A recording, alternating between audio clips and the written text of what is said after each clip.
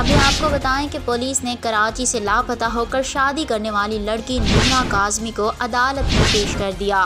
Sindh high court میں دعا زہرا اور نمرہ کاظمی کی بازیابی سے متعلق درخواستوں کی سماعت ہوئی، جس سلسلے میں آئی جی سندھ کامران فضل اور ایڈیشنل آئی جی غلام نبی میمن عدالت میں پیش ہوئے، جبکہ اس موقع پر نمرہ کاظمی اور دعا زہرا کے اہل خانہ بھی موجود تھے۔ اسی پر مزید بات کرتے ہیں نمائندے ذوالفقار علی سے۔ جی ذوالفقار، بتائیے گا اس حوالے سے۔ جی بالکل، پولیس نے کراچی سے لاپتہ ہو کر شادی کرنے والی لڑکی نمرہ کاظمی اور اس کے شوہر کو عدالت میں پیش کر دیا ہے۔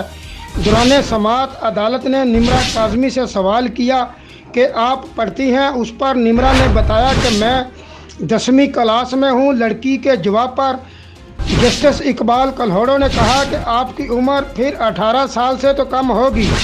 عدالت نے کہا کہ سندھ میں قانون ہے کہ 18 سال سے کم عمر لڑکی شادی نہیں کر سکتی، تو اس پر نمرہ نے موقف اپنایا کہ پڑھائی کی وجہ سے میری عمر کم لکھوائی گئی ہے، لہٰذا میرا ٹیسٹ کرایا جائے۔ لڑکی کی استدعا پر عدالت نے کہا کہ ہم آپ کا ٹیسٹ کرائیں گے، آپ کو شیلٹر ہاؤس بھیج رہے ہیں۔ عدالت نے کہا کہ اگر آپ کی عمر 18 سال ہوئی تو شوہر کے ساتھ جانے دیں گے۔ بعد ازاں عدالت نے نمرہ کاظمی کی عمر کے تعین کے لیے میڈیکل ٹیسٹ کرانے کا حکم دیا اور لڑکی کو شیلٹر ہوم بھیج دیا۔ عدالت نے نمرہ کاظمی کی عمر کے تعین سے متعلق رپورٹ پیش کرنے کا حکم دیتے ہوئے سماعت 2 جون تک ملتوی کر دی۔